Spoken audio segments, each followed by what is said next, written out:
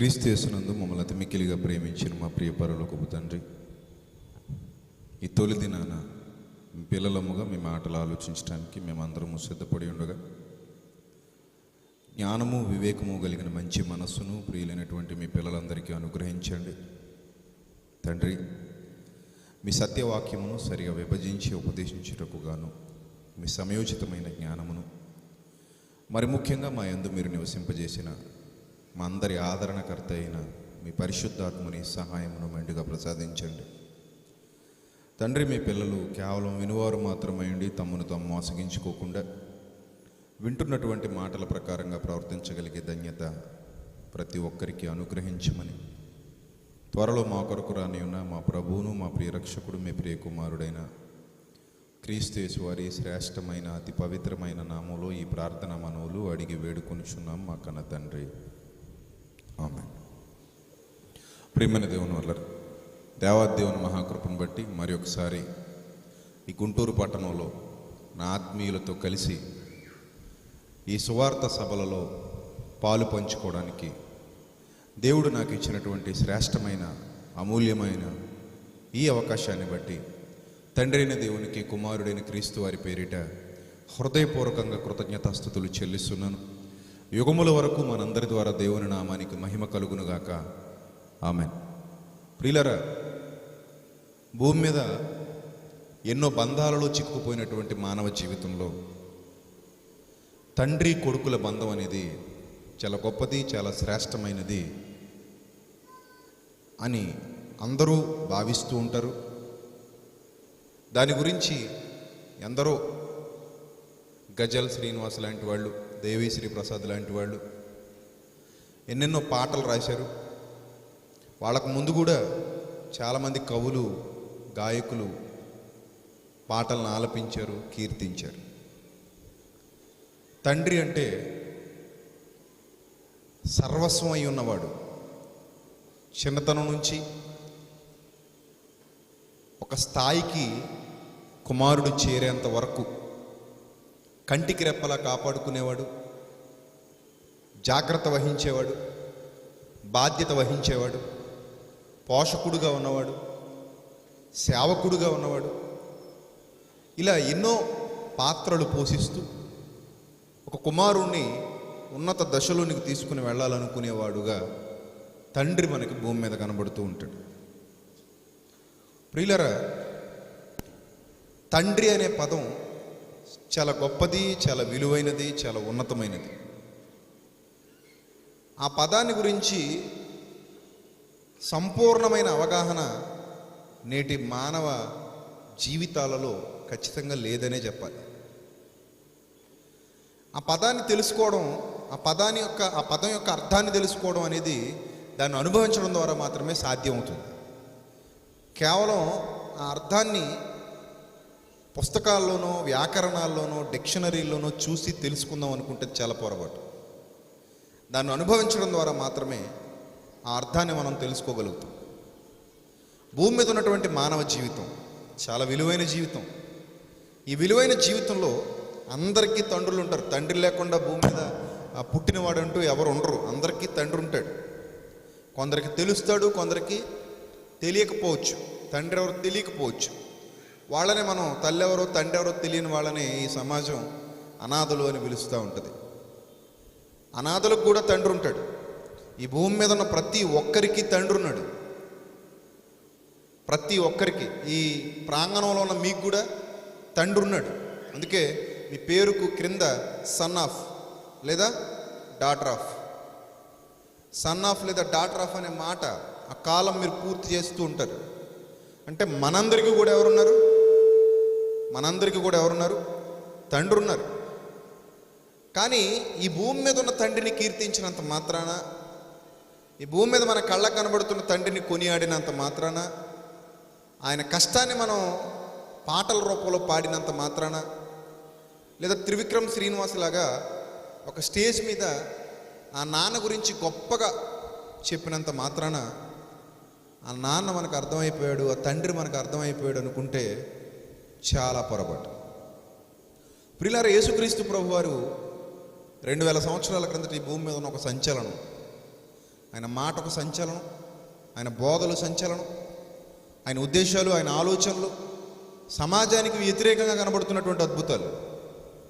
సమాజం ఆయన్ని గురించి ఆలోచిస్తున్నప్పుడు ఈయన సమాజానికి వ్యతిరేకి, మతానికి వ్యతిరేకి, ఈయన అందరికీ భిన్నంగా మాట్లాడతాడు, ఈయన మాటలు మనకు ఆమోదయోగ్యంగా ఉండవు, ఈయన వంకరగా మాట్లాడుతున్నాడు అని అనుకునే వాళ్ళ సంఖ్య ఆ కాలంలో చాలా ఉంది.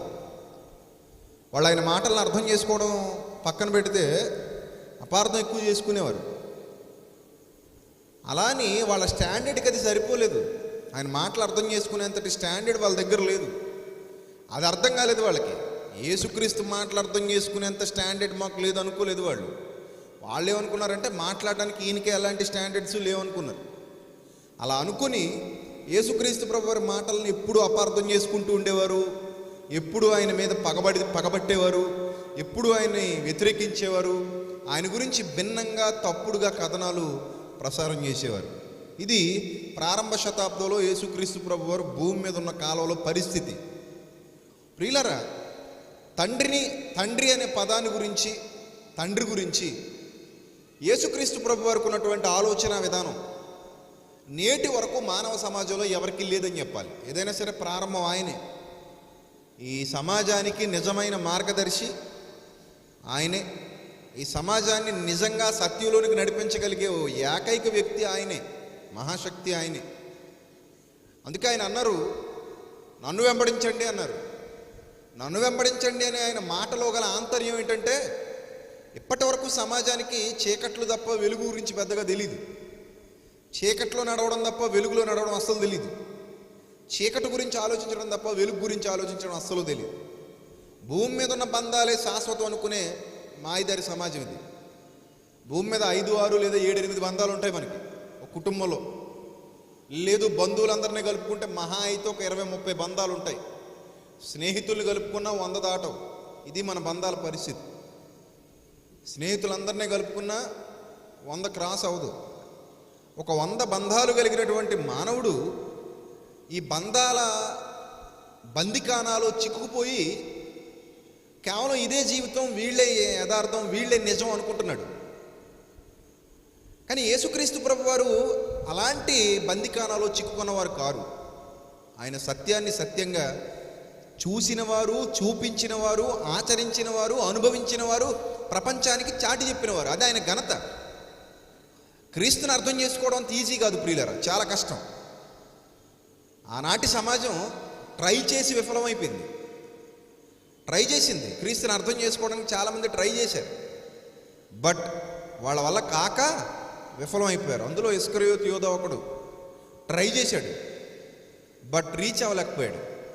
యేసుక్రీస్తు ప్రభు వారిని అర్థం చేసుకోవడంలో ఇస్కరియోతు యోధ ఫెయిల్యూర్. అలా అని శిష్యులందరూ అర్థం చేసుకుంటున్నారు అనుకున్నారేమో మీరు. చివరి వరకు వాళ్ళకే అర్థం కాలేదు. వాళ్ళ అదృష్టం బాగుండి వాళ్ళు అలా నిలబడి ఉన్నారు కాబట్టి ఫెయిల్ అయిపోకుండా బయటపడ్డారు. ఇస్కరియోతు యోధ అలా కంగారు పడిపోయి ఉంటే వాళ్ళు కూడా ఫెయిల్ అయిపోయేవారు. వాళ్ళు కూడా అంత తొందరగా అర్థం చేసుకోలేదు. ఆయన మరణించాక తప్ప వాళ్ళకి చాలా సంగతులు అర్థం కాలేదు. ఆయన మరణించేంత వరకు చాలా సంగతులు అర్థం కాలేదు. కాబట్టి అవసరం లేదు. కాబట్టి యేసుక్రీస్తు ప్రభువారు ఆయన యొక్క ఔన్నత్యం, ఆయన గొప్పతనం ఇవి అర్థం చేసుకోవడం ఒకంత కష్టమనే చెప్పాలి. ఆయన మాటలు, ఆయన ఉద్దేశాలు, ఆయన తలంపులు, ఆయన సమాజానికి ఏం చెప్పాలనుకుంటున్నాడో ఆ భావాలు ఇవన్నీ కొంచెం జటిలమైనవిగా ఉంటాయి. ఆ జటిలమైన భావాలలోనే, ఆ జటిలమైన బోధలలోనే, ఆ కష్టతరమైన ఆలోచనల్లోనే ఆయన మహాజ్ఞాన సంపదను దాచిపెట్టారు. ఆ మహాజ్ఞాన సంపదను వెలికి తీయడమే క్రైస్తవులుగా మన పని. అదే ఈ సభల యొక్క ముఖ్య ఉద్దేశం. ఆయన మనకు అందించిన జ్ఞానాన్ని మనం నేర్చుకోవాలి, దాన్ని అవపాసన పట్టాలి, దాన్ని రీచ్ అవ్వాలి, అనేక మందికి దాన్ని చేరువ చేయాలి. ఇది మన బాధ్యత. ఆ బాధ్యతలో భాగంగానే ఇదిగో గుంటూరులో ఈ సభలు ఇలా మీ ముందుకు వచ్చాయి. ప్రియులారా, యేసుక్రీస్తు ప్రభు వారి భావాలు అందరిలా లేవు. చిన్నతనం నుంచి కూడా ఒకంత భిన్నంగానే ఉన్నాయి. మన భావాలు వేరు. ఒక బైక్ కొనుక్కున్నాం అనుకోండి, డాడ్స్ గిఫ్ట్ అని రాసుకుంటాం. డాడ్స్ గిఫ్ట్ దేని మీద? ఒక పల్సర్ మీద మహా అయితే 60-70 వేలు ఉంటుంది. దాని మీద ఇట్స్ మై డాడ్స్ గిఫ్ట్, అంటే మా నాన్న నాకు ఇచ్చిన గిఫ్ట్. అంటే ఒక పల్సర్కి ఉన్న వాల్యూ దానికంటే గొప్ప వాటికి మానవుని దృష్టిలో లేదని చెప్పాలి. వాడుకునే వస్తువుకి వాల్యూ ఉంది, కానీ దాన్ని వాడే దేహానికి మాత్రం మానవుని దృష్టిలో వాల్యూ లేదు. బండి డాడ్స్ గిఫ్ట్, ఓకే, మరి నువ్వెవరి గిఫ్ట్ ఆలోచన చేశాడా? బండి డాడ్స్ గిఫ్ట్ అండి, ఓకే, రాసుకుని అందరికీ చెప్తున్నాడు. వెనక రాయించేసుకునేవాళ్ళు కొందరు, ముందు రాయించుకునేవాళ్ళు కొందరు. వెనక రాయించుకునేవాడు ఏమనుకుంటాడంటే నా వెనక వచ్చేవాళ్ళందరూ చూడాలనుకుంటాడు. ముందు రాయించుకునేవాడు ఏమనుకుంటాడంటే నా ముందు వచ్చేవాళ్ళందరూ చూడాలనుకుంటాడు. డూమ్ మీద బ్యాక్ సైడ్ రెండింటి మీద రాయి చేసుకునేవాడు ఏమనుకుంటాడంటే అందరూ చూసేయాలనుకుంటాడు. మొత్తం మీద అందరికీ చూపించాలనుకుంటుంది వాళ్ళ నాన్న గొప్పతనాన్ని. ఏమని? మా నాన్నే నాకేం కొనిచ్చాడు? బండి కొనిచ్చాడు, గిఫ్ట్ ఇచ్చాడు. ఒక్కోడు కారు మీద రాసుకుంటాడు మై డాడ్స్ గిఫ్ట్, మా నాన్న కొనిచ్చాడు. అంటే మన అందరి భావాలు ఎలా ఉన్నాయంటే, ఒక వస్తువు ఈ భూమి మీద, ఒక వస్తువు మన నాన్న మనకు కొనిస్తే చాలా గొప్ప విషయం, మనకి చాలా చాలా ఉన్నతమైన విషయం అది. దాన్ని అందరికీ చెప్పుకుంటాం. చిన్నతనం నుంచి మన భావాలు అవే. పెన్సిల్ దగ్గర నుంచి ఫ్రెండ్స్కి పరిచయం చేస్తాం. ఎవర్రా కొన్నది? మా నాన్నగారు రాత్రి తెచ్చారు, మా నాన్నగారు నేను తెచ్చారు, మా నాన్నగారు మొన్న కొన్నారు, మా నాన్నగారు పలానా టైంలో మనం తీసుకెళ్ళి మరి కొనిచ్చారు. ఇలా నాన్నగారిని బాగా సమాజానికి పబ్లిసిటీ చేస్తాం. చిన్నతనం నుంచి స్కూల్ డేస్ నుంచి కూడా మనకు అలవాటిది. అలా బాగా నాన్నగారిని పబ్లిసిటీ చేస్తున్నటువంటి మనుషులు ఇవన్నీ డాడ్స్ గిఫ్ట్ అనుకుంటున్నారు. కానీ మరి ఇది ఎవరి గిఫ్ట్ అనేది మాత్రం మనిషి అర్థం చేసుకోలేడు. చివరికి దీని గురించి మాట్లాడిన ఇది కూడా చివరికి వచ్చేసరికి మా నాన్న గిఫ్ట్ అని అంటాడు. ఇంకా అంతకుమించి ఆలోచనలు రావు. ఇది ఎవరి గిఫ్ట్ రా అంటే మా నాన్న గిఫ్ట్, మా నాన్న ఇచ్చాడు, మా నాన్నే నన్ను పుట్టించాడు, మా నాన్న లేకపోతే నేను ఎక్కడున్నాను, మా నాన్న వల్లే నేను పుట్టాను, మా నాన్నలో నుంచే నేను వచ్చాను, మా నాన్న రక్తం పంచుకున్నాను నేను, మా నాన్న నాకు రక్తాన్ని పంచాడు, కాబట్టి ఇది కూడా మా నాన్నకి, మా నాన్న ఇచ్చిన గిఫ్టే గట్టిగా మాట్లాడితే. ఏమండి, ఇది సమాజం యొక్క సైకాలజీ, సమాజం యొక్క పరిస్థితి. కానీ ఇంతకంటే లోతైంది ఏమైనా ఉందా? అందరికీ నాన్నలు ఉన్నారు, కొనగలిగిన వాళ్ళు అందరికీ కొంటారు. నీ పల్సరేం కర్మ? నారాయణ గారు అయితే ₹1,00,00,000 పైన విలువ చేసే కారు కూడా కొన్నారు. అబ్బాయి దాంతోనే గోట్టప్పాకే పేల్చాడు మొన్నే హైదరాబాద్లో. అంటే ₹1,00,00,000 విలువ చేసే కార్లు గురించే నాన్నలు కూడా ఉన్నారు. అలాంటి కార్లు నాగార్జున గారు అబ్బాయి అఖిల్కి ఉంది. ఇంకా చాలామంది ఉన్నారు హైదరాబాద్లో అలాంటి కార్లు ఉన్నోళ్ళు.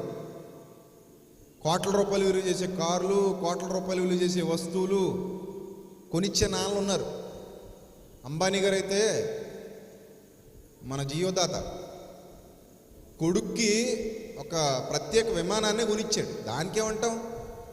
అది ఇంకా పెద్ద డాడ్స్ గిఫ్ట్. అది అతను ఇంకెంత పబ్లిసిటీ చేయాలి? ఒక దిక్కుమాల పల్సర్కే నువ్వు రాసేస్తే విమానం మీద రాయించాలి మా నాన్న గిఫ్ట్ అని.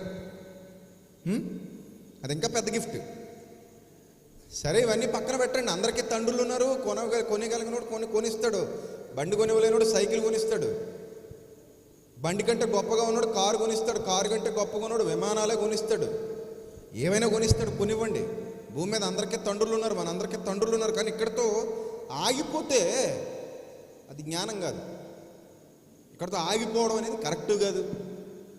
అందుకే యేసుక్రీస్తు ప్రభువారి ఆలోచన చిన్నతనం నుంచి కూడా చాలా డిఫరెంట్గా ఉంటుంది. ఎంత డిఫరెంట్గా ఉంటుందంటే, ఆయనకి 12 ఏళ్ల వయసు, మీ అందరికీ తెలిసిన సందర్భమే. కానీ అందులో ఉన్నటువంటి ఆ లోతైన జ్ఞానాన్ని అర్థం చేసుకోవడానికి ప్రయత్నిస్తే ఈరోజు ఒక కొత్త ఆలోచనతో మీరు ఇక్కడ నుంచి బయటకు వెళ్ళగలుగుతారు. రైట్? జాగ్రత్తగా విందాం. యేసుక్రీస్తు ప్రభువారికి సుమారుగా 12 ఏళ్ల వయసు. ఆ 12 ఏళ్ల వయసులో ఏటేటా ఆయన యెరూషలేముకి తీసుకెళ్తున్నారు భూమి మీద ఉన్నటువంటి తల్లిదండ్రులు. యెరూషలేముకి తీసుకెళ్ళినటువంటి తల్లిదండ్రులు అక్కడ వాళ్ళ కార్యక్రమాలు పూర్తయిపోయిన తర్వాత, దేవాలయంలో వాళ్ళు చేసేటువంటి పనులు పూర్తయిపోయిన తర్వాత, వాళ్ళ కార్యక్రమాలన్నీ పూర్తయిపోయిన తర్వాత యేసుక్రీస్తు ప్రభువారిని మర్చిపోయి ఇంటికి వెళ్ళిపోయారు. అర్థమవుతుందా? ఆయన మర్చిపోయి ప్రయాణం చేసుకుంటూ ఒక దిన ప్రయాణం వెళ్ళిపోయారు. అంటే ఒక 24 గంటల పాటు నడుచుకుంటూ వెళ్ళిపోయారు. 24 గంటల తర్వాత కొడుకు గుర్తొచ్చాడు. కొడుకు గుర్తొచ్చి తమకు నెలవైన వారిలో వెతుకుతున్నారు. అరే, ఏమైపోయాడు బిడ్డ? మనతో పాటు వచ్చాడు, ఎక్కడ పోయాడు, కనబడడం మానేశాడు అని వెతుక్కుంటూ వచ్చారు. వెతుక్కుంటూ వచ్చిన తర్వాత ఆయన ఎక్కడున్నాడంటే యెరూషలేముకి వచ్చిన తర్వాత 3 దినాలు మళ్ళీ వెతికారు. 46వ వచనం చూడండి. 3 దినములైన తర్వాత ఒక 24 గంటల ముందుకు వెళ్ళిపోయారు, మళ్ళీ వచ్చారు, వెతకడం మొదలెట్టారు. 3 days, ఆఫ్టర్ 3 days అంటే ఇంచుమించుగా 4 రోజులు అవుతుంది ఆయన వీళ్ళకి కనబడటం మానేసి. ఏమండి, సుమారు 3 రోజులు అయిపోయిన తర్వాత ఆయన దేవాలయంలో బోధకుల మధ్య కూర్చుండి వారి మాటలు ఆలకిస్తూ వారిని ప్రశ్నలు అడుగుచూ ఉండగా చూశారు. సడన్గా షాక్ అయ్యారు. ఏంటి మా అబ్బాయి విచిత్రంగా వ్యవహరిస్తున్నాడు, విచిత్రంగా ప్రవర్తిస్తున్నాడు, బోధకుల మధ్యకి వెళ్ళిపోయి కూర్చున్నాడు. 3 రోజులు అవుతుంది మేము వెతుకుతున్నాం, తిండి తిప్పలు లేకుండా 3 రోజుల నుంచి వెతుకుతున్నాం, మా కంగారులు మాకు ఉంటాయి, మా బాబు ఏమైపోయాడని. అసలే ఇంటికి పెద్ద అబ్బాయి. వెతుక్కుంటూ వచ్చేసరికి 3 రోజులు అయిపోయింది. బోధకుల మధ్య కూర్చుని తాపీగా హాయిగా ప్రశ్నలు అడుగుతున్నాడు ప్రశాంతంగా అని మరియమ్మకి కొంత ఇరిటేషన్ వచ్చి ఆయన ఆశ్చర్యపోయింది. మొట్టమొదట చూడండి ఏం చేసిందో. వారి మాటలు ఆలకించి వారిని ప్రశ్నలు అడగకుండా చూసి ఆయన మాటలు వినిన వారందరూ ఆయన ప్రజ్ఞకు ప్రత్యుత్తరాలకు విస్మయముందురి. ఆయన తల్లిదండ్రులు ఆయన చూసి మిక్కిలి ఆశ్చర్యపడ్రి. ఏంటిది కొత్తగా వ్యవహరిస్తున్నాడు, సడన్గా ఇలా ప్రవర్తిస్తున్నాడు ఏంటి, 12 ఏళ్ల వయసు వచ్చేసరికి కొత్తగా ప్రవర్తిస్తున్నాడు అని ఆలోచించడం మొదలుపెట్టారు. ఇప్పటివరకు లేదు కదా, సడన్గా ఏంటి ఇలా అయిపోయాడని. అప్పుడు ఆశ్చర్యపడి ఆయన తల్లి అంటుంది, కాసేపటికి తేరుకుని, కుమారుడా, ఈ మమ్మల్ని ఎందుకు ఇలా చేసితివి, ఏంటి నువ్వు చేసిన పని, మమ్మల్ని ఎందుకు ఇలా చేసావు? 24 hours ప్రయాణం చేసుకుంటూ వెళ్ళాం ఒక దినం, అక్కడి నుంచి మళ్ళీ వచ్చాం, 3 రోజులుగా వెతుకుతున్నావు నిన్ను. 3 రోజులు అవుతుంది నిన్ను వెతకటం మొదలుపెట్టి. యెరూషలేమంతా వెతికాం, ఇక్కడ కనబడ్డావు చివరికి ఈ బిజీలో. అసలే పండగ వాతావరణం నెలకొని ఉంది ఇక్కడంతా కూడా. పండగ వాతావరణంలో నువ్వు కనబడ్డం అంటే సామాన్యమైన సంగతి కాదు. ఎంత కష్టపడి వెతికాం. కొన్ని రద్దీ లేని టైంలో అయితే తొందరగా దొరికేవాడు, రద్దీ ఎక్కువగా ఉంది యెరూషలేములో. ఆ పండగ వాతావరణం నెలకొని ఉంది. ఏటేటా జరిగే ఆ కార్యక్రమానికి వాళ్ళు హాజరయ్యారు. అప్పుడు ఒకంత సీరియస్గా, ఎందుకు ఇలా చేసావు కుమారుడా, మమ్మల్ని ఎందుకు ఇలా చేసావు నువ్వు, మమ్మల్ని ఎందుకు ఇలా ఏడిపిస్తున్నావు నువ్వు, ఏంటి ఇలా తిప్పడం ఏంటి మమ్మల్ని మమ్మల్ని ఎలా తిప్పుతున్నావు ఏంటి నువ్వు, ఇదిగో నీ తండ్రియు నేను దుఃఖపడుచు. మీ నాన్న ఎంత ఏడ్చారో తెలుసా నీ గురించి, నేను ఎంత ఏడుస్తున్నాను తెలుసా నీ కోసం. మీ నాన్న నీ కోసం దుఃఖపడుతున్నాడు, నేను నీ కోసం దుఃఖపడుతున్నాను. ఏమంటే ఒక్కసారి ఈ సీన్లో మీరు అందరు ఇన్వాల్వ్ అవ్వండి. యేసుక్రీస్తు ప్రభు వారి ప్లేస్లోకి ఇన్వాల్వ్ అవ్వండి. మనకు కూడా నాన్నలు ఉన్నారు, మన గురించి దుఃఖపడతారు, మనల్ని పోషించారు, మనల్ని పెంచుతున్నారు, మనల్ని పెద్ద చేస్తున్నారు, మనకి కొద్ది గొప్ప ఆస్తులు కూడా పంచిపెడుతున్నారు. మనం కనబడకపోతే వాళ్ళు కంగారు అవుతున్నారు, మనల్ని ఆదరిస్తున్నారు, ప్రేమిస్తున్నారు, ఫీజులు కడుతున్నారు, మందులు వేయిస్తున్నారు, బట్టలు కొంటున్నారు, చక్కగా కాపాడుకుంటున్నారు మనల్ని. ఇదంతా మనకు తెలుసు. కాబట్టే మనకి తండ్రి అంటే ప్రేమ పెంచుకున్నాం, తండ్రి అంటే చాలా ప్రేమ పెంచుకున్నాం. మనకి తండ్రి తర్వాత ఇంకెవరు కనబడరు మనకి. ఈ తండ్రే మనకి ఇంకన్నిటికీ తండ్రే. మన చిన్నప్పటి నుంచి మన హీరో ఎవరంటే మా నాన్న. నా హీరో ఎవరంటే మా నాన్నే. ఎందుకంటే చిన్నప్పటి నుంచి నేను ఒక హీరోని చూస్తున్నాను మా నాన్నలో. అలాగే అందరం కూడా అదే హీరోని చూస్తూ ఉంటాం. మా నాన్న నాకు హీరో, అంతే. అలా హీరోయిజం నా కొడుకు దగ్గర నేను హీరోని అనుకుంటున్నటువంటి ఆయన సడన్గా అక్కడికి వచ్చేసరికి కొడుకు మీద ఒకంత అధికారం ఉంటుంది. ఆ అధికారంతో తల్లి మాట్లాడుతుంది. ఏంటి అసలు మమ్మల్ని ఎందుకు ఇలా చేసావు నువ్వు, మీ నాన్న నేను ఎంత దుఃఖపడ్డాను తెలుసా నీ కోసం, నీ తండ్రి ఎంత దుఃఖపడుతున్నాడు తెలుసా, దుఃఖపడుతూ ఇక్కడ దాకా వచ్చావు, ఇన్ని రోజులుగా వెతుక్కుంటున్నావు నిన్ను, సడన్గా నువ్వు ఇలా షాక్లు ఇస్తే ఎలాగా అని ఏవేవో మాట్లాడుతూ ఉండగా ఆయన ఇచ్చిన రిప్లై, తల్లిదండ్రులకు ఆయన చెప్పినటువంటి సమాధానం నిజంగా అర్థం చేసుకునే వాడికి అదేదో గర్వంలా అనిపిస్తుంది. అర్థం చేసుకున్న వాడికి మాత్రం యేసుక్రీస్తు అందరిలాంటి వాడు కాదు అని అనిపిస్తుంది. ఈయన అందరిలాంటి వ్యక్తి కాదు, ఈయన సామాన్యుడు కాదు, ఏదో మామూలుగా అందరిలాగా ఆలోచించేవాడు కూడా కాదు. ఈయన ఆలోచనలు పూర్తిగా డిఫరెంట్గా ఉంటాయి. ఈయన ఆలోచనలు మామూలు మనుషులకు భిన్నంగా ఉంటాయి. అవి చాలా ఎత్తైన స్థితిలో ఉంటాయి. అవి ఒక మనిషికి కన్నులు తెరిపించేవిగా ఉంటాయి. చూడండి ఏం మాట్లాడుతున్నారు ఆయన. ఇదిగో నీ తండ్రియు నేనును దుఃఖపడుచు నేను వెతుకుచుంటిమని ఆయనతో చెప్పగా 49వ వచనం, ఆయన మీరేలా నన్ను వెతుకుచుంట్రి, మీరేలా నన్ను వెతుకుచుంట్రి, మీరేలా నన్ను వెతుకుచుంట్రి అంటే మీకు నాకు సంబంధమే లేదా? ఇదే ప్రశ్న మీ అబ్బాయి మిమ్మల్ని అడిగాడు అనుకోండి, మీకు ఎలా ఉంటుంది చెప్పండి ఆ సీన్లో. మీ అబ్బాయి గుంటూరులో తప్పిపోయాడు, 3 రోజుల నుంచి ఆ వీధి ఈ వీధి, ఆ పేట ఈ పేటలు లేకుండా అన్ని పేటలు తిరిగారు, బైకులు వేసుకుని కార్లు వేసుకుని. 2వ రోజుకి టెన్షన్ పెరిగిపోద్ది, మొదటి రోజుకే టెన్షన్ పెరిగిపోయి పోలీస్ స్టేషన్కి వెళ్ళిపోతాం, కంప్లైంట్ ఇచ్చేస్తాం. 2వ రోజుకి ఇంకా టెన్షన్ పెరిగిపోయి మీ ఆవిడ నిన్న రాత్రి అంతా నిద్రపోనివ్వకుండా తినేసేసరికి పొద్దున్నే పోస్టర్లో మైదా పిండి పట్టుకొని బస్ స్టాండ్కి రైల్వే స్టేషన్కి బయలుదేరతాం, కనబడట్లేదు. తీసుకొస్తే నా మెడలో నెక్లెస్ ఇచ్చేస్తాను, మా ఆయన ఇల్లు కూడా రాసి ఇచ్చేస్తాడు, నాకు మాత్రం మా బాబు కావాలంతే. కనబడట్లేదు, కనిపించిన వాళ్ళు ఇదిగో ఈ నెంబర్కి కాల్ చేసి చెప్పండి, మీకు తగిన పారితోషికం ఇవ్వబడుతుంది, బహుమతి కూడా మంచిగా ఉంటుంది, మీరు ఎక్స్పెక్ట్ చేసిన దానికంటే బాగుంటుంది అనేసరికి ఎవడైనా కనబడితే ఎందుకు ఏడిసేయడని వదిలేయకుండా తీసుకొస్తాడని వీళ్ళ ఆశ. అందుకని ఇంకొకళ్ళు అయితే ఇంకొంతమంది అయితే ఏం చేస్తారో తెలుసా, మనం అక్కడక్కడ చూస్తుంటాం, 1,00,000 రూపాయలు ఇవ్వబడును, 50,000 ఇవ్వబడును ముందే ప్రకటించేస్తారు. ఈ అబ్బాయిని మాకు తీసుకొచ్చి అప్పగిస్తే 1,00,000 ఇవ్వబడును, ఈ అమ్మాయిని మాకు తీసుకొచ్చి అప్పగిస్తే 2 లక్షలు ఇవ్వబడును, 50,000 ఇవ్వబడును. 2వ రోజుకి 3వ రోజుకి వచ్చేసరికి ఇంక నీరసాలు వచ్చేస్తే ఇంకెక్కడెక్కడ తిరుగుతామో తెలీదు, టెన్షన్ ఎక్కువైపోద్ది. అలాంటి టెన్షన్లో మీ వాడు ఎక్కడో మామిడికాయ తింటే కనబడ్డాడు అనుకో ఎండాకాలంలో, ఏరా నాయన ఇక్కడ ఏం చేస్తున్నావురా, ఈ ఆరండాలపేటలో ఏం చేస్తున్నావురా, లేకపోతే ఇక్కడేం చేస్తున్నావు అక్కడేం చేస్తున్నావు అడిగావు అనుకో, మీరేలా నన్ను వెతుకుచుంట్రి అన్నాడు అనుకో సీరియస్గా, అక్కడ నుంచి మామిడికాయ పగిలిపోద్ది, మూతి మామిడికాయలా మారిపోద్ది.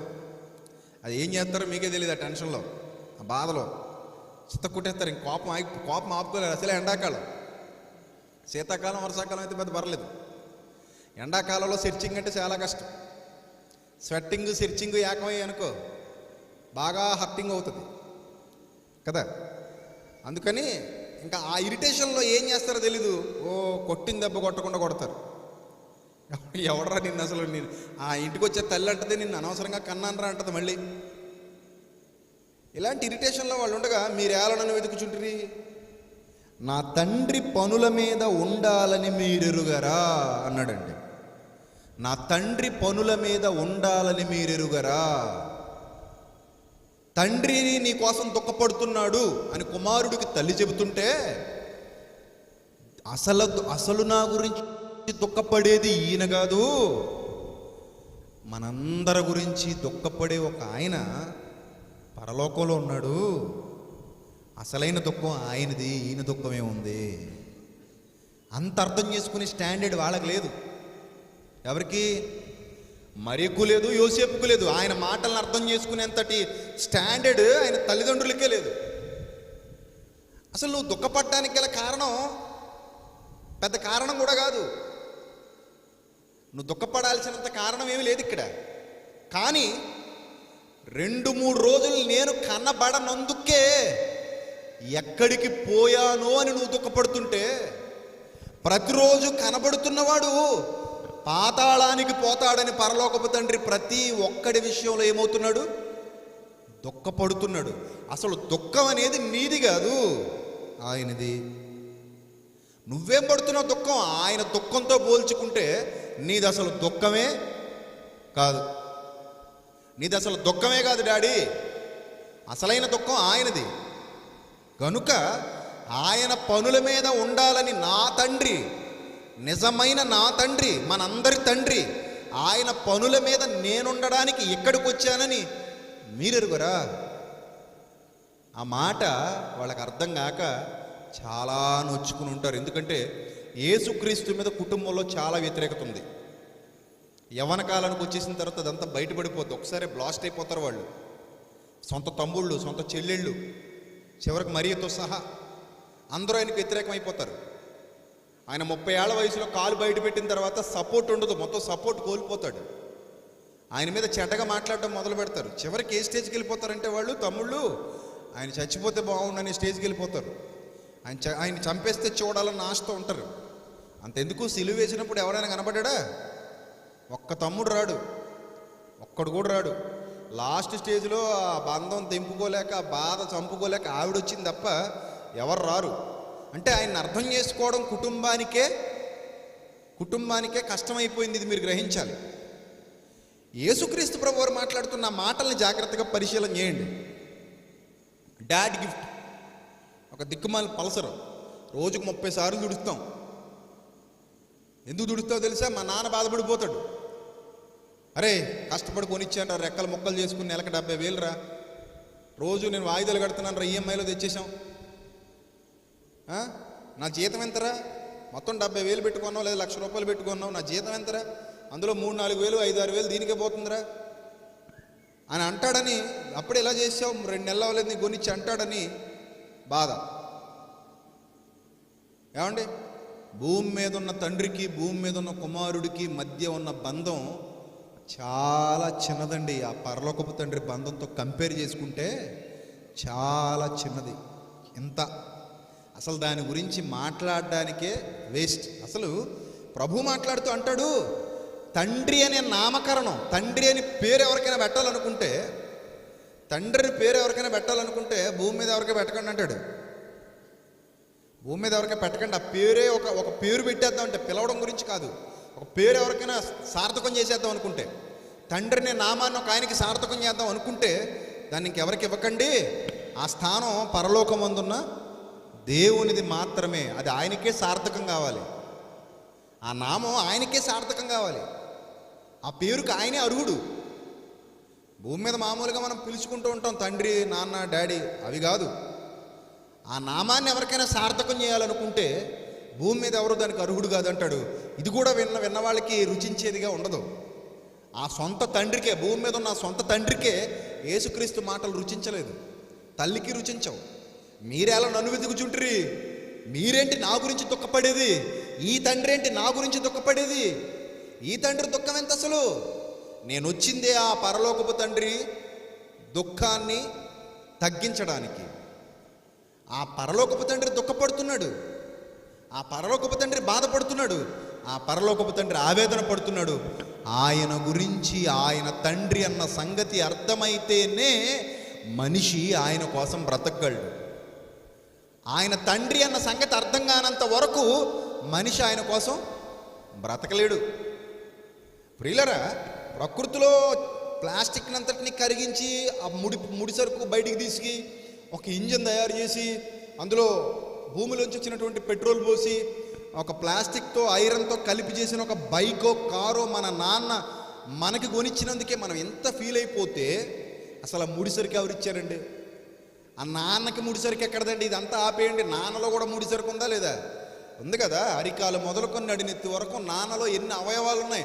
నీ కోసం ఆ అవయవాలన్నీ కష్టపడాలంటే ముందు ఆ అవయవాలు ఇవ్వాలి కదా, అవయవాలు ఇవ్వాలి కదా.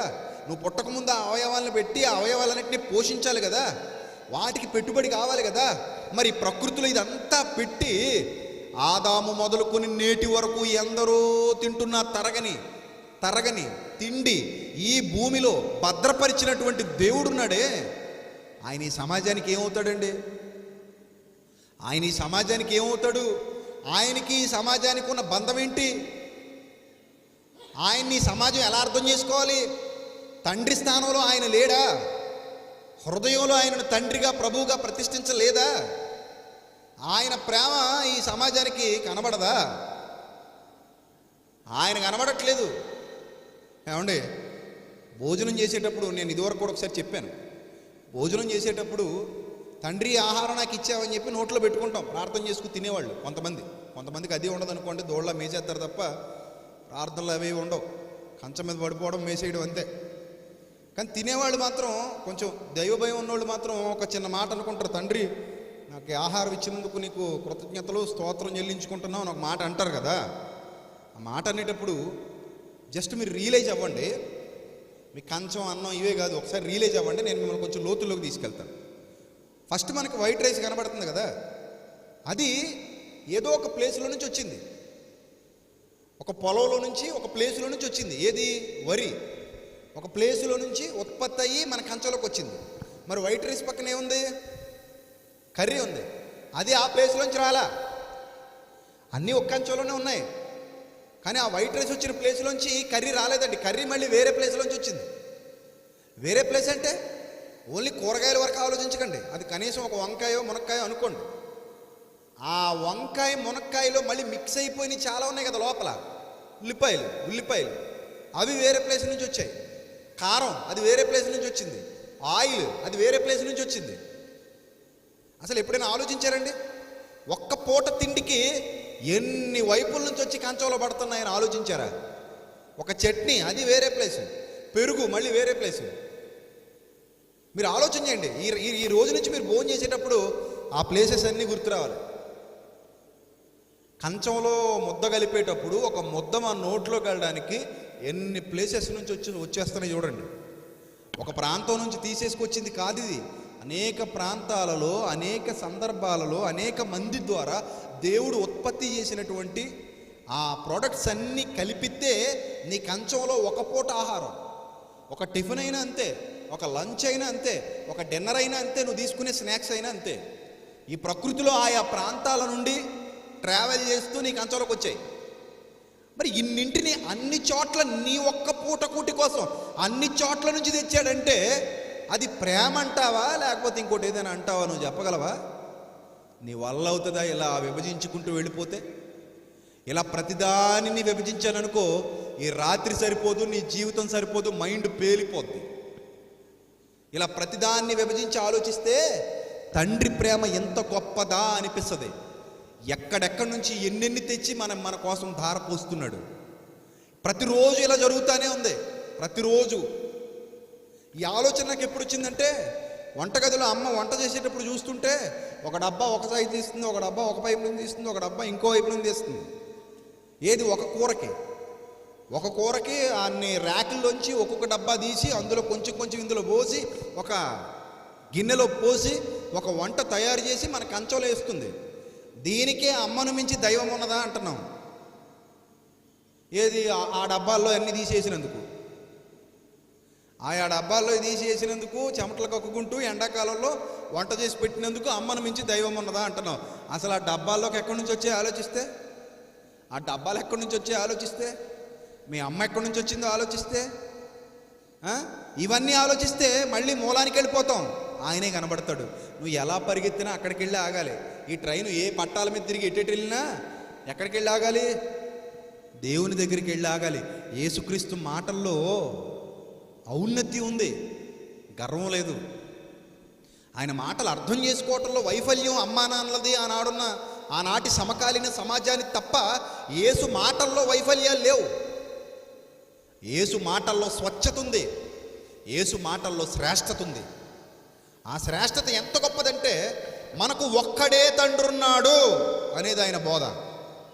మనకు ఒక్కడే తండ్రి, మనందరినీ సృష్టించినది ఒక్కడే తండ్రి, మనందరం పిలవాల్సింది ఒక్కడే తండ్రిని, మనందరం ప్రేమించాల్సింది ఒక్కడే తండ్రిని. ఇక యేసుక్రీస్తు మాటల్లో అది ఎంత స్పష్టంగా కనబడుతుందంటే, నీ పూర్ణ హృదయముతో, నీ పూర్ణ మనస్సుతో, నీ పూర్ణ వివేకముతో, నీ పూర్ణ ఆత్మతో నీ పరలోకపు తండ్రిని ఏం చేయాలి? నీ పరలోకపు తండ్రిని ఏం చేయాలి? ప్రేమించాలి, ఆరాధించాలి నీ పరలోకపు తండ్రిని. అంత లోతైన ప్రేమ ఆయన పట్ల నువ్వు చూపించాలంటాడు. ఎందుకు ఈ మాటలన్నీ యేసుక్రీస్తు మాట్లాడుతున్నాడు? ఆయనే నిజమైన తండ్రి, ఆయనను మించిన తండ్రి ఈ ప్రపంచంలో ఎవ్వరూ లేరు. నా తండ్రి కంటే గొప్పోడు లేడు అని అనుకోవద్దు. నీ ఆలోచన మారాలి. ఆ స్థానాన్ని భర్తీ చేసే మరొక ఆయన ఉన్నాడు. కనుక ఈ తండ్రి స్థానాన్ని మార్చి అసలైన తనయుడుగా మారాలన్నది యేసుక్రీస్తు ప్రభు వారి సంకల్పం. నువ్వు అసలైన తనయుడుగా మారాలి. ఇప్పటివరకు అసలైన తనయులుగా లేరు. ప్రపంచంలో మనుషులందరూ దేవునిని తండ్రిగా గుర్తించని దౌర్భాగ్యపు దుస్థితిలో ఉన్నారు. అందుకే తండ్రి అనే మాట వినబడగానే ఆయన ఎవరికి గుర్తురాడు. తండ్రి అనే ఆలోచన రాగానే ఆయన ఎవరికి గుర్తురాడు. ఆయన ప్రేమ ఎవరికి గుర్తురాదు, ఆయన కరుణ ఎవరికి గుర్తురాదు, ఆయన జాలి ఎవరికి గుర్తురాదు, ఆయన చూపిస్తున్న దయ ఎవరికి గుర్తురాదు. ఇంకా యేసుక్రీస్తు ప్రభు మాట్లాడుతూ ఆయన గురించి చెబుతూ ఈ మట్టి సమాజానికి అర్థం కావాలని సూర్యుడిని రప్పించేది ఆయనే అంటాడు. సూర్యుడిని రప్పించేది ఆయనే. ఆయన మంచివారి మీదను చెడ్డవారి మీదను తన సూర్యుడిని ఉదయింపజేస్తున్నాడు అని అక్కడికే చూపిస్తాడు. చిన్నప్పుడు తల్లిదండ్రులకి అర్థం కాలేదండి. మీరు తండ్రి స్థానాన్ని మార్చేశారు. తండ్రి స్థానాన్ని మార్చేసి ఆ ఉన్నతమైన స్థానాన్ని ఈ సమాజానికి ఇచ్చేస్తున్నారు, ఈ సమాజంలోని వ్యక్తులకు ఇచ్చేస్తున్నారు. కానీ ఆ గొప్ప స్థానాన్ని, ఆయనకు మాత్రమే ఇవ్వవలసిన స్థానాన్ని మీరు ఆయనకి ఇవ్వలేకపోతున్నారు. మీ ఊహల్లో ఆయన లేడు, ఎంత మాత్రం కానరానివాడుగా ఉన్నాడు. అది యేసుక్రీస్తు ప్రభు వారి బాధ, ఆవేదన. ఆయన మాటల్లో కనబడుతున్నటువంటి బాధ, ఆవేదన. అంతెందుకు, రొట్టె చిన్న చేపలు ప్రజలకు పెట్టేటప్పుడు కూడా నా గొప్పతనం అని ఎవరికి పెట్టలేదు ఆయన. ఇదంతా నా గొప్పతనం, నాకు మహిమలు ఉన్నాయి, నేను సూచక్రియలు చేస్తున్నాను, నేను అద్భుతాలు చేస్తున్నాను అని చెప్పి ఎవరికి పెట్టలా. మరి ఏం చేశాడు తెలుసా? ఆకాశం వైపు కనులెత్తాడు. ఆకాశం వైపు వాటిని ఎత్తి ఆశీర్వదించి పరలోకమందున్న తండ్రికి కృతజ్ఞతలు తెలియజేస్తున్నాడు. పరలోకమందున్న మా తండ్రి అంటాడు. పరలోకమందున్న మా తండ్రి, నా తండ్రి అని పదే పదే మాట్లాడుతున్నాడంటే ఈ సమాజం ఏదో ఒక అద్భుతమైన విషయాన్ని మరిచిపోయింది. ఆ విషయాన్ని వాళ్ళకి గుర్తు చేసి వాళ్ళను సక్రమమైన మార్గంలో నడిపించాలన్నదే ఆయన యొక్క సంకల్పం.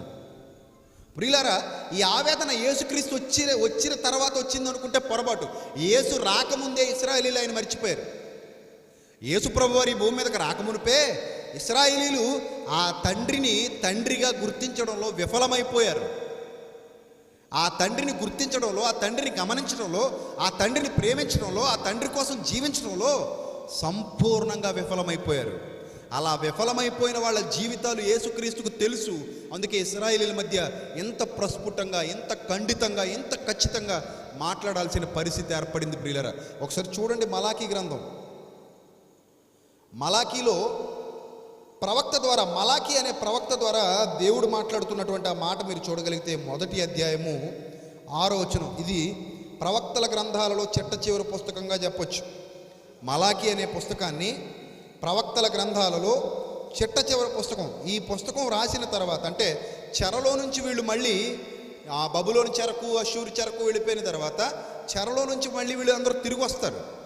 ఇశ్రాయేలీలు తిరిగి వచ్చిన తర్వాత మరలా ఎజ్రా గారి కాలంలో ఒక దేవాలయం పునర్నిర్మాణం జరుగుతుంది.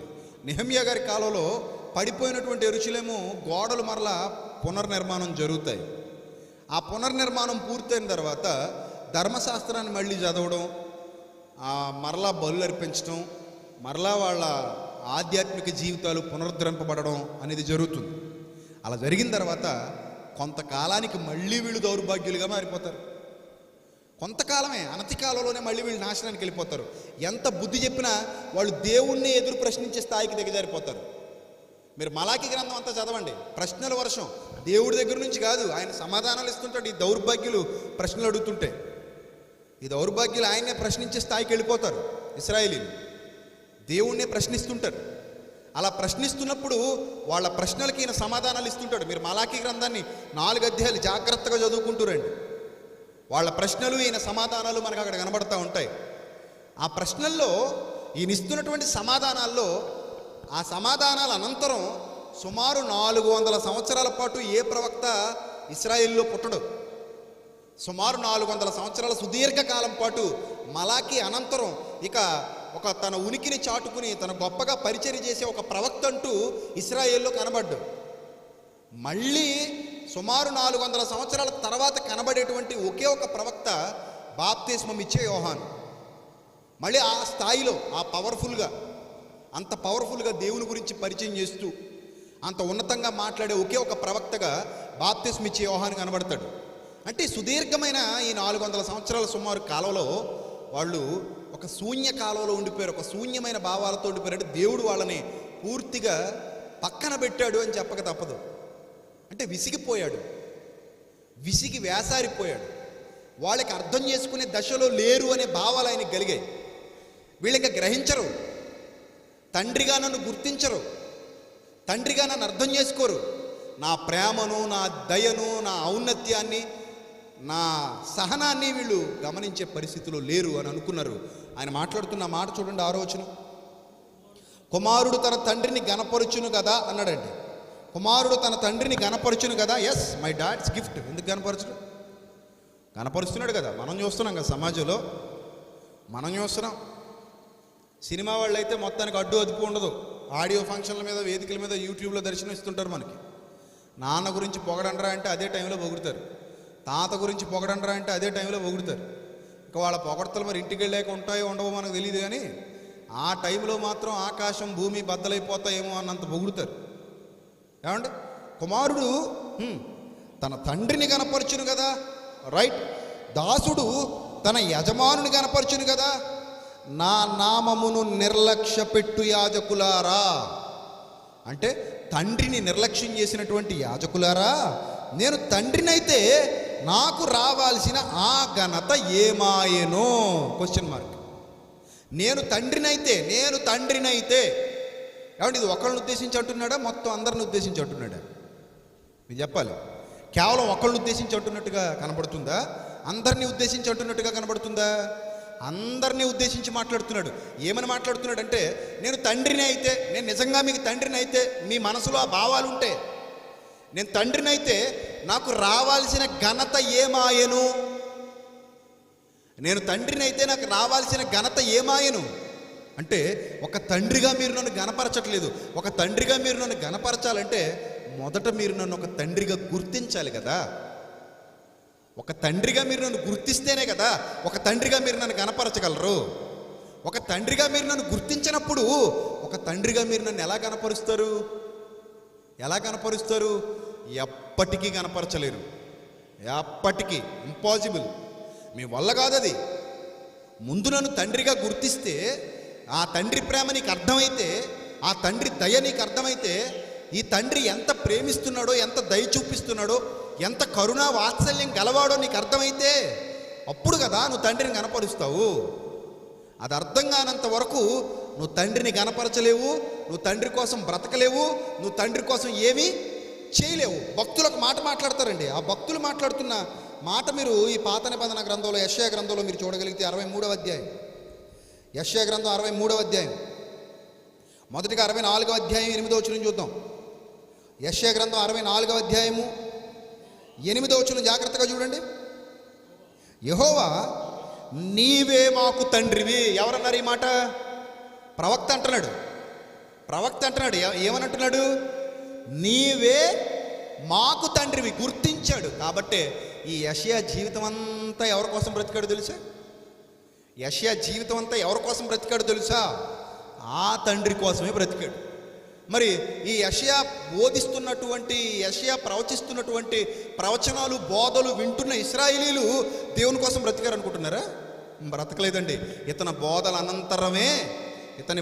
అనంతరమే కొంతకాలానికి వాళ్ళు చెరలోకి వెళ్ళిపోతారు.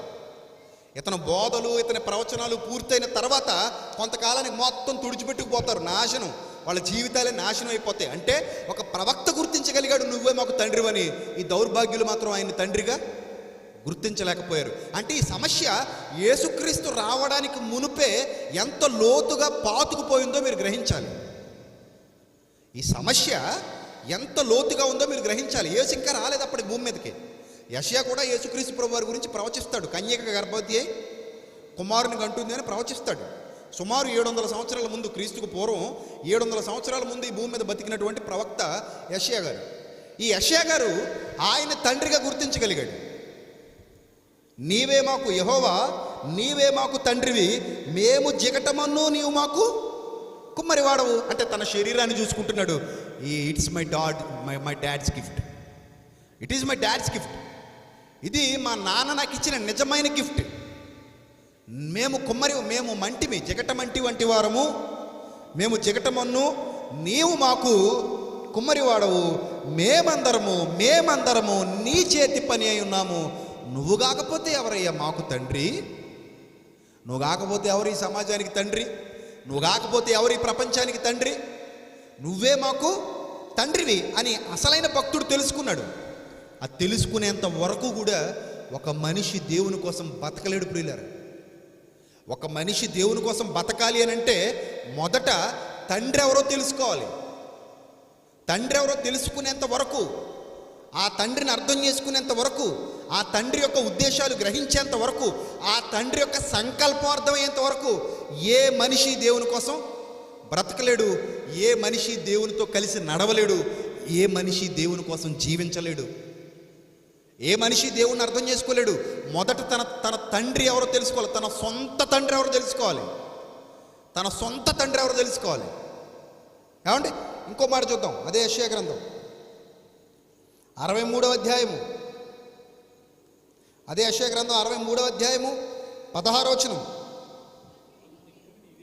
అదే యెషయా గ్రంథం 63వ అధ్యాయము 16వ వచనం. జాగ్రత్తగా చూడాలి.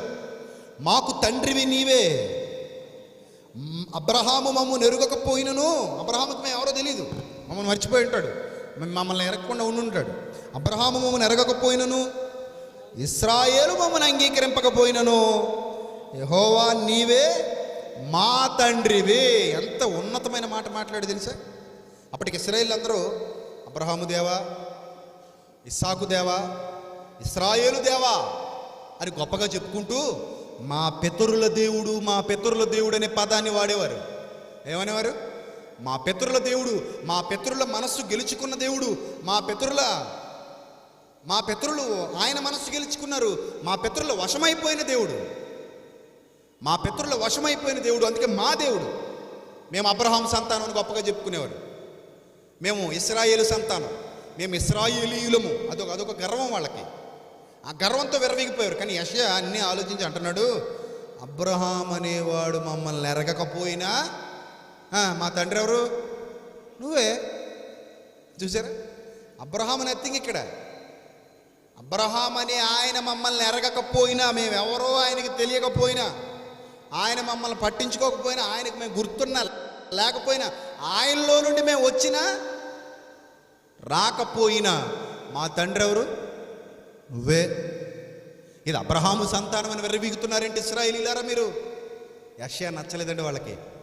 యెషయా మాటలు నచ్చలేదండి వాళ్ళకి. కారణం ఆయన మాటలు కూడా ఇలాగే ఉన్నాయి, సూటిగా ఉన్నాయి. అబ్రహాము మమ్మల్ని ఎరగకపోయినా, ఇశ్రాయేలు మమ్మల్ని అంగీకరింపకపోయినా, అంటే ఆయన పిల్లలుగా మమ్మల్ని అంగీకరించకపోతే మేము నీ పిల్లలం కాకుండా పోతామా తండ్రి? అబ్రహాం మమ్మల్ని తృణీకరిస్తే నీ పిల్లలం కాకుండా పోతామా? యాకోబు మీరు మా పిల్లలు కాదు అంటే మేము మీ పిల్లలం కాకుండా పోతామా? కాదు తండ్రి. అబ్రహాము మమ్మల్ని గుర్తించకపోయినా, ఎరుగకపోయినా, ఇశ్రాయేలు మమ్మల్ని అనగా యాకోబు మమ్మల్ని అంగీకరింపకపోయినా, యెహోవా నీవే మా తండ్రివి, అనాది కాలము నుండి మా విమోచకుడని నీకు పేరే కదా అన్నాడండి. నీవే మాకు తండ్రివి. ఒక ప్రవక్త దేవుని గురించి తెలుసుకుని ఆయనను తండ్రిగా భావిస్తున్నాడు, ఆయనను తండ్రిగా ప్రకటిస్తున్నాడు. అందుకే దేవుని కోసం బ్రతికాడు. ఇక యేసుక్రీస్తు ప్రభువు వారి జీవితంలో ఆ స్వచ్ఛమైన స్పష్టమైన మాట మీరు చూడగలిగితే, ఆయన తన సొంత తండ్రి అని చెప్పినందున యూదులు ఏమైపోయారట? ఆయన మీద పగబట్టేశారు. మరింత పగబట్టి ఆయన్ని చంపాలి అనుకున్నారు. దేనికోసం అండి? దేనికోసం? యోహాను సువార్తలో వ్రాయబడిన మాట, ఆయన తన సొంత తండ్రి, దేవుడు నా సొంత తండ్రి అన్నాడు. నా సొంత తండ్రి అనేసరికి యోసేపుకి ఎలా ఉంటుందండి? నొప్పిగా ఉంటుందండి. యోసేపు కొడుకులకి ఎలా ఉంటుందండి? తమ్ముళ్ళకి ఇంకా నొప్పిగా ఉంటుందండి. ఏంటి? నీ సొంత తండ్రి? అవును, ఆయనే నా సొంత తండ్రి. దేవుడు తన సొంత తండ్రి అని చెప్పినందున యూదులు ఆయనను చంపవలనని మరింత గట్టిగా ప్రయత్నాలు చేశారు. మరింత పగ, మరింత కక్ష ఆయన మీద పెంచుకున్నారు. ప్రియులారా, ఈ మొదటి రోజు మీరు వింటున్నటువంటి మాటలలో కేవలం ఇంట్రడక్షన్ మాత్రమే వింటున్నారు. రేపు ఎల్లుండి చాలా లోతైన సంగతులు మీతో మాట్లాడతాను. ఇది కేవలం ఇంట్రడక్షన్ మాత్రమే. ఫస్ట్ డే దేవుణ్ణి మన తండ్రిగా అర్థం చేసుకునేంత వరకు మనం దేవుడి కోసం బతకటం అసాధ్యం. ఆయనే మన సొంత తండ్రి అని మనం అర్థం చేసుకునేంత వరకు మనం దేవుని కోసం బ్రతకడం అసాధ్యం. చివరిగా మీకు ట్విస్ట్ ఇచ్చి నా మాటలు ముగిస్తాను. అదేంటంటే విశ్వాసులందరికీ తండ్రి ఎవరు చెప్పండి? అబ్రహాం. ఎవరెవరికి తండ్రి? విశ్వాసులందరికీ తండ్రి. విశ్వాసులందరికీ అంటే ఇప్పుడున్న వాళ్ళందరికీ కూడా. ఇప్పుడు ఎవరైనా ఇక్కడ విశ్వాసులు ఉంటే, నిజమైన విశ్వాసులు ఉంటే వాళ్ళందరికీ తండ్రి ఎవరు? అబ్రహాం. విశ్వాసులందరికీ తండ్రి అబ్రహాం. మరి అబ్రహాముకు తండ్రి ఎవరు? అబ్రహాముకు తండ్రి ఎవరండి? దేవుడు గుర్తించాడు అనుకుంటున్నారు? అబ్రహాము దేవుణ్ణి తండ్రిగా గుర్తించాడు అనుకుంటున్నారా? గుర్తించాడు, మొదటే గుర్తించేశాడు అనుకుంటున్నారా? పిలువబడిన వెంటనే లోబడిపోయాడు అనుకుంటున్నారా? నో. అబ్రహాము దేవుణ్ణి తన తండ్రిగా గుర్తించలేకపోయిన పరిస్థితి కూడా బైబిల్ గ్రంథంలో ఉంది. ఇన్నాళ్ళ మీ క్రైస్తవ జీవితంలో మీకేనాడు ఆ వచనాలు టచ్ కూడా కాలేదని నాకు తెలుసు. ఒకవేళ మీరు చదివినా మీకు అర్థం కాదని కూడా నాకు తెలుసు. రేపు సాయంత్రం వరకు మీకు టైం ఇస్తున్నాను. వెతకండి, బాగా వెతకండి, కష్టపడి వెతకండి. అబ్రహాము దేవుణ్ణి తన తండ్రిగా గుర్తించలేని ఒక సుదీర్ఘ కాలాన్ని రేపు మీకు చూపిస్తాను. ఆయన విశ్వాసులకు తండ్రి ఎలా అయ్యాడో రేపు మీతో మాట్లాడతాను. ఈ రాత్రి మీరు జాగ్రత్తగా ఆలోచించండి, అర్థం చేసుకోండి. ఈ భూమి మీద ఉన్న తండ్రి కల్పితం, అబద్ధం, తాత్కాలికం. అలానే తండ్రిని ప్రేమించొద్దని చెప్పట్లేదు. ఆ తండ్రిని ప్రేమించాల్సిన అవసరం లేదు అని నేను చెప్పట్లేదు. ఆ తండ్రిని ప్రేమించమని ఆ పరలోకపు తండ్రి చెప్పాడు. ఆ తండ్రిని సన్మానించమని ఆ పరలోకపు తండ్రి చెప్పాడు. అసలు ఆ పరలోకపు తండ్రి నీ తండ్రిని ఎందుకు సన్మానించమన్నాడో తెలుసా? ఇది అర్థం చేసుకుంటే అయినా నీకు ఆయన కనబడతాడని. ముందు సెల్ ఫోన్ షాప్కి వెళ్ళగానే ఒరిజినల్ ఫోన్ తెచ్చి నీ చేతిలో పెట్టరు. నీ చేతులు కుదురుగా ఉండవని వాళ్ళకే తెలుసు. వీడి చేతులకు కొంచెం తిమ్మిరెక్కువ, అవి నొక్కి మొత్తం నాశనం చేసిపోతాడు. కొనుక్కున్న తర్వాత ఏదోలా నొక్కుంటాడు, ఆడిదే కర్మ పోతాడు అనుకుంటాడు. కొనకముందు నువ్వు ఎట్ట వచ్చినట్టు నొక్కేసి అవి పాడు చేసావు అనుకో, ఆ ఫోన్ 20,000 ఉండొచ్చు, 30,000 ఉండొచ్చు. నీ చేతిలో పడితే సర్వనాశనం. అందుకని ఏం చేస్తాడంటే ఒక డెమో పడేస్తాడు నీ ముందు. నువ్వు ఎంత నొక్కినా బటన్ నొక్కకూడదు, అదొక రాయిలా ఉంటుంది. ఆ డెమో చూసుకున్న తర్వాత ఇలా ఉంటుందమ్మా పీసు, కావాలా నీకు? ఓకే అయితే చెప్పు, ఓపెన్ చేస్తాం. లేదంటే చెప్పు, దీన్ని అటు ఇటు కొట్టుకుని నెత్తి మీద కొట్టు పో. అంతేగాని అది మాత్రం నీ చేతిలో పెట్టడం జరగదు. ఈ డెమోయే అర్థం కానప్పుడు, ఈ డెమో చూపిస్తేనే అర్థం చేసుకోలేనప్పుడు నీకు ఒరిజినల్ ఏం అర్థం అవుతుంది? నిజంగా తండ్రిని ప్రేమించేవాడు పరలోకపు తండ్రి ప్రేమను అర్థం చేసుకుంటాడు. నిజంగా బండి మీద డాడ్స్ గిఫ్ట్ అని రాసుకున్నోడికి అసలైన డాడ్ గురించి తెలియాలంటే మరి నన్ను అడిగితే తెలియాలి. అక్కడ దాకా వెళ్ళినోడు ఇంకొక అడుగు ముందుకెళ్ళాడా? వేయలేకపోతున్నాడండి మనిషి. అక్కడితో ఆగిపోయాడు, ఇంకేం లేదనుకున్నాడు. అక్కడితో ఆగిపోయాడు కాబట్టి ఒక అడుగు ముందుకెళ్ళలేకపోతున్నాడు. కానీ ఒక అడుగు ముందుకేస్తే చాలా గొప్ప తండ్రి, ప్రపంచానికి తండ్రి, అబ్రహాము మమ్మను ఎరుగకపోయినను నువ్వే మాకు తండ్రి అన్నాడు యెషయా. ఇశ్రాయేలు మమ్మను పట్టించుకోకపోయినా, ఆయనలో నుండి మేము రాకపోయినా నువ్వే మాకు తండ్రి అన్నాడు. చివరికి యేసుక్రీస్తు ప్రభువారు నా సొంత తండ్రి అని తండ్రిని గురించి ప్రకటించారు. ఇలాంటి గొప్ప గొప్ప సంగతులు విన్న తర్వాత అసలు మనం తండ్రిని గుర్తించే స్టేజ్లో ఉన్నామా లేదా అనేది మొదట మనకు రావాల్సిన ప్రశ్న. తండ్రిని గుర్తించే స్టేజ్లో లేకపోతే అబ్రహాం అన్న పదం బైబిల్లో ఉండకపోయేదే. ఇది మీకు రావాల్సినటువంటి రెండవ ఆలోచన. విశ్వాసులకు తండ్రిగా అతడు మారాడంటే కారణం దేవుణ్ణి తండ్రిగా గుర్తించడాన్ని బట్టి. మరి అది ఎప్పుడు జరిగింది, ఎలా జరిగింది, ఏ పరిస్థితిలో జరిగింది, అంతకు ముందు అతని సందర్భాలు ఏంటి, అంతకు ముందు అతని పరిస్థితులు ఏంటి, ఇవన్నీ రేపటి దినాన్ని ఆలోచిద్దాం. మరిన్ని మహాజ్ఞాన సంగతులు దేవుని పాదాల దగ్గర నేర్చుకుందాం. మన జీవితాన్ని ధన్యకరమైనవిగా మార్చుకుందాం. తండ్రిని మార్చిన తనయునిగా, తండ్రిని, అసలైన తండ్రిని గుర్తించిన తనయునిగా చరిత్రలో మిగిలిపోదాం. అలాంటి తనయుల చరిత్ర తెలుసుకుందాం రేపు ఎల్లుండు. అట్టి ధన్యత దేవుడు మనకి, మన కుటుంబాలకి మెండుగా అనుగ్రహించునుగాక. తలలు వంచండి, ప్రార్థన చేసుకుందాం. క్రీస్తునందు మమ్మల్ని అతి మిక్కిలిగా ప్రేమించిన మా కన్న తండ్రి, మీ కుమారుడైన క్రీస్తు వారు ఏ విధమైన జ్ఞానాన్ని అయితే ఈ ప్రపంచానికి నేర్పించారో ఆ జ్ఞానం యొక్క లోతులలోనికి మేము వెళ్ళడానికి సిద్ధపడుతుండగా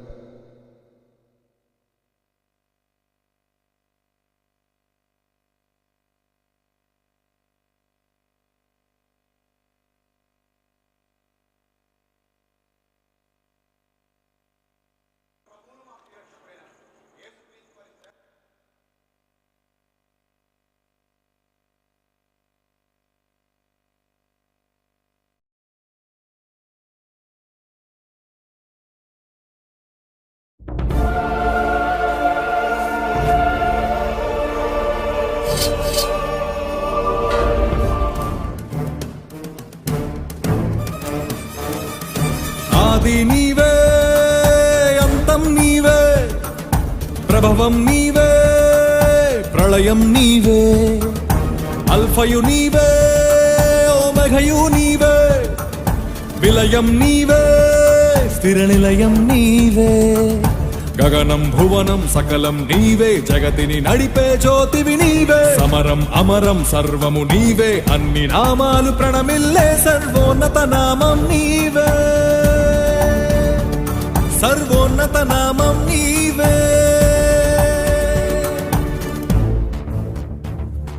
సర్వలోక న్యాయాధిపతి, సర్వలోక న్యాయాధిపతి, సర్వలోక న్యాయాధిపతి, సర్వలోక న్యాయాధిపతి, సర్వలోక న్యాయాధిపతి వాకిట నిలిచియున్నాడు. జనములందరికి ఫలమిచ్చుటకు తీర్పు తీర్చబోతున్నాడు. సర్వలోక న్యాయాధిపతి వాకిట నిలిచియున్నాడు. జనములందరికి ఫలమిచ్చుటకు తీర్పు తీర్చబోతున్నాడు. వేల దూతలతో బూరధ్వనులతో మేఘమండలము పైన యూదా గోత్రపు కదమ సింహముతో కదలి వస్తుంది సేన. క్రీస్తు న్యాయపీఠం ఎదుట ప్రత్యక్షం కావాలందరూ. క్రీస్తు న్యాయపీఠం ఎదుట ప్రత్యక్షం కావాలందరూ.